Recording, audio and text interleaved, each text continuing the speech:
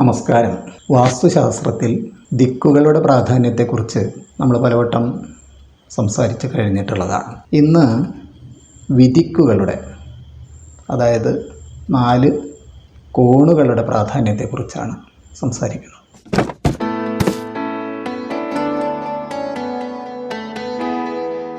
നാല് കോണുകളെന്ന് പറഞ്ഞാൽ നമുക്കറിയാം, തെക്ക് പടിഞ്ഞാറ് മൂല, വടക്ക് പടിഞ്ഞാറ് മൂല, വടക്ക് കിഴക്ക് മൂല, തെക്ക് കിഴക്ക് മൂല. ഈ മൂലകൾക്കൊക്കെ വാസ്തുമണ്ഡലത്തിലെ വിധിപ്രകാരം ഓരോ ദേവന്മാരുടെ പേരുകൾ വെച്ചുകൊണ്ടാണ് അവർക്ക് പേരുകൾ നിർദ്ദേശിക്കപ്പെട്ടിട്ടുള്ളത്. വാസ്തുമണ്ഡലത്തെ 9x9 81 പദം, അല്ലെങ്കിൽ 10x10 100 പദം, അല്ലെങ്കിൽ 8x8 64 പദങ്ങൾ, ഇങ്ങനെ പദവിഭജനം ചെയ്യുകയാണെങ്കിൽ അവിടെ തെക്ക് പടിഞ്ഞാറ് മൂലയിൽ വരുന്ന ദേവൻ, ആ ഓരോ പദത്തിലും ഓരോ ദേവന്മാർ വസിക്കുന്നുണ്ട്. അപ്പം അങ്ങനെ തെക്ക് പടിഞ്ഞാറ് മൂലയിലെ ആ പദത്തിൽ വരുന്ന ദേവൻ്റെ പേരാണ് നിർഋതി. അപ്പോൾ നിർഋതി കോണെന്ന് പറയും. അതുപോലെ വടക്ക് പടിഞ്ഞാറ് മൂലയിൽ വരുന്ന ദേവൻ്റെ പേരാണ് വായു ഭഗവാനാണ്. അപ്പോൾ വായുകോണ് എന്ന് നമ്മൾ വ്യവഹരിക്കുന്നു. വടക്ക് കിഴക്കാണെങ്കിൽ ഈശാനൻ്റെ പദമാണ്, അത് ഈശാനകോണ്. അതുപോലെ തെക്ക് കിഴക്ക് മൂലയിൽ അഗ്നിദേവൻ്റെ സ്ഥാനമാണ്, അതുകൊണ്ട് അഗ്നികോണെന്ന് പറയുന്നു. ഇങ്ങനെ 4 കോണുകൾക്ക് പേരുണ്ട്. അതുകൂടാതെ ഇപ്പോൾ നമ്മൾ ഈ വാസ്തുമണ്ഡലത്തെ ജ്യോതിഷപ്രകാരമുള്ള രാശിചക്രത്തിൽ ഉൾപ്പെടുത്തുകയാണെങ്കിൽ കിഴക്ക് വശത്ത് വരുന്നത് വടക്ക് കിഴക്ക് മീനം രാശി, അതിൻ്റെ തൊട്ട് മേടം രാശി, ഇടവം രാശി, ഇങ്ങനെ ക്രമത്തിൽ വന്നു കഴിഞ്ഞാൽ തെക്ക് പടിഞ്ഞാറ് മൂലയിൽ വരുന്നത് കന്നിരാശിയാണ്. അപ്പോൾ ആ കന്നിരാശി വെച്ചുകൊണ്ടാണ് കന്നിമൂല എന്നും കൂടി ആ ഭാഗത്തെ വ്യവഹരിക്കുന്നത്. അപ്പോൾ കന്നിമൂല എന്ന് പറയണതും നിർഋതി കോണെന്ന് പറയണതും രണ്ടും ഒന്ന് തന്നെയാണെന്നാണ് നമ്മൾ മനസ്സിലാക്കേണ്ടത്. അത് വാസ്തുമണ്ഡലത്തിൽ. അതുപോലെ വാസ്തുമണ്ഡലത്തിൽ നമ്മൾ സംവിധാനം ചെയ്യുന്ന ഒരു ഗൃഹമാണെങ്കിൽ ആ ഗൃഹത്തിൻ്റെ 4 മൂലകളെയും ഈ തരത്തിൽ വ്യവഹരിക്കാൻ സാധിക്കും. വ്യവഹരിക്കുന്നതിൽ തെറ്റില്ല. അപ്പം അങ്ങനെയാണ് ഒരു വീടിൻ്റെ കന്നിമൂല അല്ലെങ്കിൽ വീടിൻ്റെ നിർഋതി കോണ് എന്നുള്ള രൂപത്തിൽ നമ്മൾ വ്യവഹരിക്കുന്നത്. അപ്പോൾ ഇനി നമുക്ക് ഓരോ മൂലയിലും ഏതൊക്കെ തരത്തിലുള്ള സംവിധാനമാകാം, അതാണ് നമ്മൾ ചിന്തിക്കുന്നത്. സാധാരണ രീതിയിൽ നമ്മൾ കന്നിമൂലയെക്കുറിച്ചൊക്കെ ധാരാളം പറഞ്ഞു വന്നിട്ടുള്ള കൂട്ടത്തിൽ നമ്മൾ പറഞ്ഞിട്ടുണ്ട് നേരത്തെ തന്നെ, അത് എപ്പോഴും നമുക്കൊരു വാസ്തുപുരുഷൻ്റെ പാദം വരുന്ന സ്ഥാനമാണ്, എപ്പോഴും ഒരു എനർജിയുടെ കേന്ദ്രമാണ്. അപ്പോൾ ആ അർത്ഥത്തിൽ ഏറ്റവും പോസിറ്റീവായുള്ളൊരു എനർജിയുടെ കേന്ദ്രം എന്നുള്ള നിലയ്ക്ക് നമുക്ക് ഗൃഹനാഥന് വസിക്കാനുള്ള ഇടം, അതായത് മാസ്റ്റർ ബെഡ്റൂം എന്നുള്ള രൂപത്തിൽ അവിടെ മാസ്റ്റർ ബെഡ്റൂമിൻ്റെ സ്ഥാനമാണ് എന്ന് പൊതുവെ പറയാറുണ്ട്. 4 കെട്ട് സമ്പ്രദായത്തിലൊക്കെ നമ്മൾ പറയുകയാണെങ്കിൽ അവിടെ ധനധാന്യങ്ങൾ സൂക്ഷിക്കാനുള്ള ഇടവുമായിട്ടും പറയും. അപ്പോൾ മാസ്റ്റർ ബെഡ്റൂം ആവാം, അല്ലെങ്കിൽ ധനം സൂക്ഷിക്കാൻ, ധാന്യം സൂക്ഷിക്കാൻ ഉള്ള കാര്യങ്ങളൊക്കെ നമുക്ക് ഈ പറഞ്ഞ തെക്ക് പടിഞ്ഞാറ് മൂലയിൽ, അതായത് കന്നിമൂലയിൽ ആകാം. ഇനി അവിടെ പാടില്ലാത്ത കാര്യങ്ങളെക്കുറിച്ച് പറഞ്ഞു കഴിഞ്ഞാൽ അതും നമ്മൾ നേരത്തെ എല്ലാവർക്കും അറിയാവുന്ന കാര്യം തന്നെയാണ്. കന്നിമൂലയിൽ നമുക്ക് ടോയ്ലറ്റ് പാടില്ല.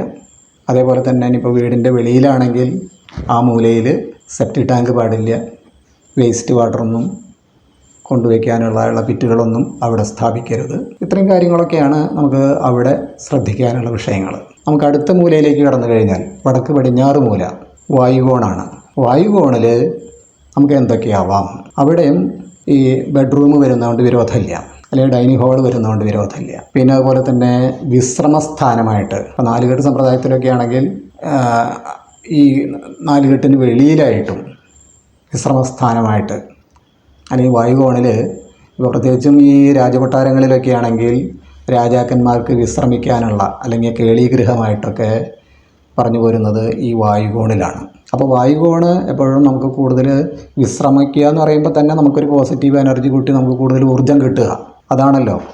അപ്പോൾ അത് ലഭ്യമാകുന്ന ഒരു ഇടം എന്നുള്ള നിലയ്ക്ക് വായുകോണിനെ കാണാം. അപ്പോൾ അതുകൊണ്ട് നമുക്ക് അവിടെ ബെഡ്റൂമാകാം. എന്നാൽ ബെഡ്റൂമിൻ്റെ ബാത്റൂം ഇതൊന്നും ആ മൂലയിൽ വരാൻ പാടില്ല. പിന്നെ അവിടെ വരാവുന്ന മറ്റൊരു കാര്യമാണ് ഇപ്പോൾ അടുക്കള.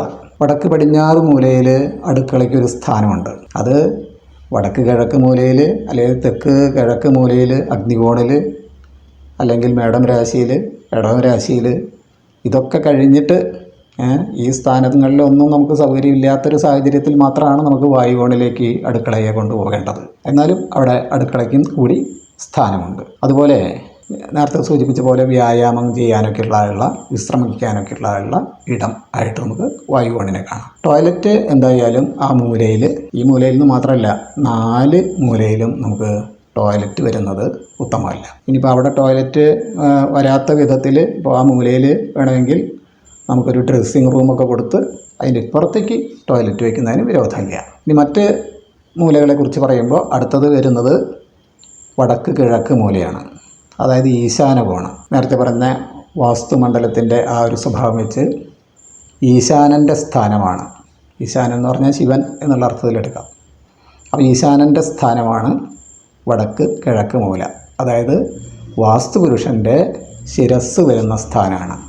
അപ്പോൾ ആ സ്ഥാനത്ത് നമുക്ക് ഏതൊക്കെ മുറികളാവാം? ഈശാനൻ്റെ തൊട്ടിപ്പുറത്ത് പർജന്യൻ എന്നൊരു ദേവൻ്റെ പേരുണ്ട്, ദേവൻ്റെ സ്ഥാനമുണ്ട്. ആ പദത്തിലാണ്, പർജന്യ പദത്തിലാണ് അടുക്കളയ്ക്ക് സ്ഥാനം പറയുന്നത്. ഏകദേശം വടക്ക് കിഴക്ക് ഭാഗം തന്നെ അടുക്കളയുടെ സ്ഥാനമാണ്. എന്നാൽ നമുക്ക് കേരളം വിട്ട് നോർത്തിലേക്കൊക്കെ പോയി കഴിഞ്ഞാൽ അവർ ഈശാന കോണിൽ പൂജാമുറിക്കാണ് പ്രാധാന്യം കൽപ്പിക്കുന്നത്.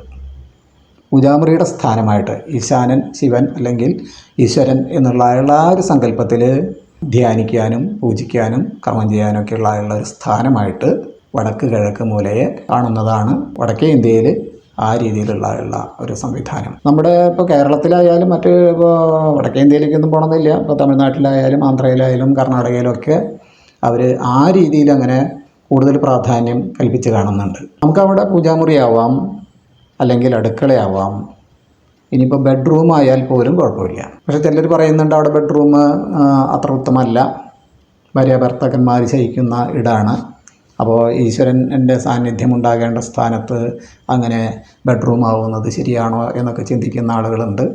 പക്ഷേ പാടില്ല എന്നൊന്നും എവിടെയും പറഞ്ഞിട്ടില്ല. അപ്പോൾ അവിടെ നമുക്ക് ബെഡ്റൂം ആവാം. വടക്ക് കിഴക്ക് മൂലയിൽ ടോയ്ലറ്റ് പാടില്ല, അല്ലെങ്കിൽ അതിൻ്റെ തൊട്ട് അപ്പുറത്തായിട്ട് അലക്കുകല്ലോ അല്ലെങ്കിൽ സെപ്റ്റിക് ടാങ്കോ ഇതൊന്നും ഒരിക്കലും പാടില്ലാത്തതാണ്.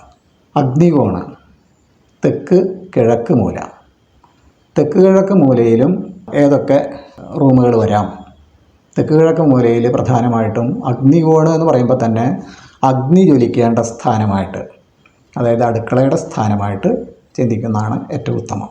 എന്നാൽ അവിടെ ബെഡ്റൂം വരുന്നതിന് വിരോധമൊന്നുമില്ല. പക്ഷേ അത് മറ്റ് സ്ഥാനങ്ങളിൽ വരുന്നതിൻ്റെ അത്ര ഉത്തമമായിട്ട് നമ്മൾ ബെഡ്റൂം വരുന്നതിനെ കാണുന്നില്ല. അതോടൊപ്പം തന്നെ ആ മൂലയിൽ നമുക്ക് ടോയ്ലറ്റ് വരാൻ പാടില്ല. അത് 4 മൂലയിലും പാടില്ല, ഞാൻ നേരത്തെ സൂചിപ്പിച്ചു. അപ്പോൾ അതുപോലെ അഗ്നികോണിലും അത് പാടില്ലാത്തതാണ്. അടുക്കളയിൽ നിന്ന് വെള്ളം പോകുന്നതായുള്ള ഇടാണെങ്കിൽ ആ മൂലയിൽ കൊണ്ടുവയ്ക്കരുത്. അപ്പോൾ കുറച്ച് അങ്ങോട്ടോ ആ മൂല വിട്ടിട്ട് കുറച്ച് തെക്കോട്ട് മാറിയിട്ടോ അല്ലെങ്കിൽ പടിഞ്ഞാറോട്ട് മാറിയിട്ടോ വേസ്റ്റ് വാട്ടർ സംഭരിക്കാനുള്ള ഇടമായിട്ടോ അല്ലെങ്കിൽ സെപ്റ്റിക് ടാങ്കിൻ്റെ വിഷയമാണെങ്കിലോ ഇതൊക്കെ ആ മൂല ഒഴിവാക്കി വേണം ചെയ്യാനായിട്ട്. ഇനിയിപ്പോൾ മറ്റൊരു കാര്യം കൂടി ഉണ്ട്. അവിടെ അടുക്കളയാണെങ്കിൽ അടുക്കളയുടെ തൊട്ട് ചേർന്ന് ഒരു വർക്ക് ഏരിയ എടുക്കുകയാണെങ്കിൽ ആ മൂലയിലേക്ക് മാറിയിട്ട് വർക്ക് ഏരിയ, അതിൻ്റെ തൊട്ട് ഇപ്പുറത്ത് നമുക്ക് അടുക്കള എന്നുള്ള രൂപത്തിലാണെങ്കിൽ അതിനും വിരോധമൊന്നുമില്ല. ബാക്കി കാര്യങ്ങളൊക്കെ നേരത്തെ പറഞ്ഞ പോലെ ശ്രദ്ധിച്ചാലും മതി.